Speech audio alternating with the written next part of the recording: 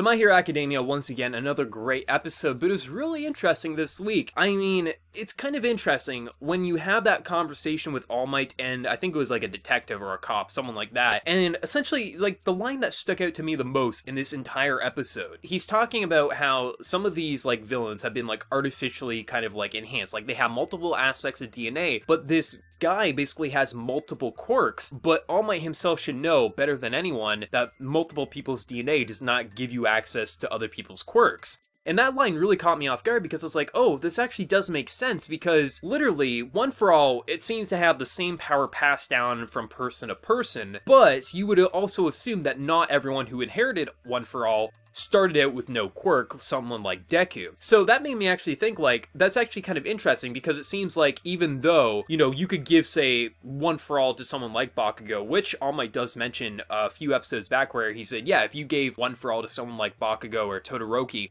they would be insanely strong because they'd have All Might's ability, the One for All ability, but also their own abilities. But it seems like only One for All transfers from person to person. That's the only ability that transfers, because if that wasn't the case, you could have someone with like 15 abilities. So it's kind of interesting because it gets your mind thinking like, oh, like what other One for All like users, what abilities did they have? Did someone have the ability to use gravity but also One for All? And it kind of just gets your mind racing like, what kind of combinations did these past One for All users have? Someone like All Might as well as Deku himself didn't have. So that makes me think just interesting, like maybe if we'll learn more about that different like wielders, like what combinations they have. But it was just interesting hearing that conversation and also just seeing like how shocked and kind of scared All Might was seeing these people are kind of capable of. But then we also get some more with Stain there and basically him kind of teaming up with the villains here. And I think it's pretty clear what his ability is. I don't know, obviously, the technical ins and outs of it, but you do see a scene where literally he has his knife stabbed into one of them, blood's everywhere, and then you see the other guy and he's slashed, and essentially they're saying, like, they can't move. So it seems like he has some sort of ability to control blood. I don't know the technical sides of it, but it definitely seems like he has the ability that if, I assume he has to cut them or at least have access to their blood, and maybe he can use that as some sort of weapon. So it would be like if someone could control water and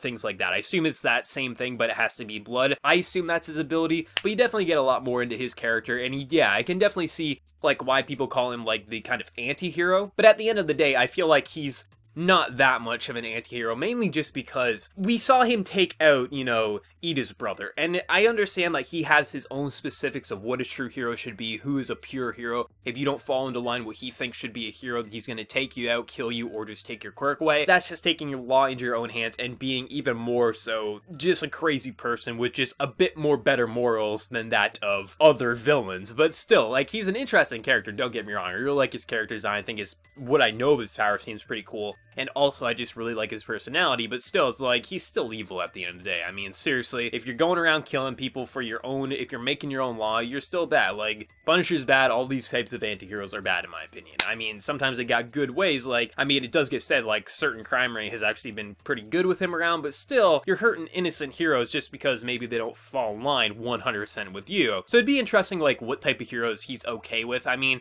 the way it gets mentioned, like, I'm not like, I would assume he's okay with All Might, because All Might seems like if you want to be like a hero, be like the #1 hero, All Might, so I assume he's probably okay with someone like that, but I'm not 100% sure. Maybe he has some sort of certain specifics where he's like, nah, fuck All Might, but I assume he's okay with All Might. I assume he's okay with some, maybe the top level pros who are about helping people and aren't about money. So it'll be interesting how they play with it, especially with how the episode ends and literally Ida's going to be going in for a fight. He's not winning that fight. I feel like he's going to have to maybe run. Maybe Deku will be able to come in and kind of like pull him away before he gets killed. I highly doubt the final battle is going to happen in the next couple of episodes. I feel like Deku's going to come in, grab you to get the hell out of there, something like that. Maybe counter a couple of attacks, but I don't think we're going to see a big battle just yet. But I thought this episode was just fun, especially seeing, like, it feels like every episode, I hope this continues for the rest of the arc, where just for a couple of minutes per episode, we see some of the other heroes, some of the other classmates with their mentors, and just shit that's happening, especially with Bakugo and his hairdo and things like that. Such a fun series, because even when you got the more serious stuff with the hero killer, you sometimes also get these kind of more downtime moments. Such a fun series, always doing something interesting, always has my mind racing. I really love the stuff with All Might, especially kind of thinking like with One for All and how it passed down from person to person, what combination of powers could have happened, but also just with the hero killer stuff. Really good episode, dying to watch next week's episode. I really don't fear for anyone's life right now. I definitely could in the future, But for next week, I feel like Deku's gonna save the day, get him out of there, and then we're gonna have to have a game plan to take down the hero killer. But I'd be interested here. What did everyone think of this episode? Did you love it? Did you hate it? Do you think it was just okay? Let me know your thoughts. And before we leave, smack that like button to show your support. If you're new to the channel, be sure to subscribe. So, till next time, everyone, please take care and have a good one.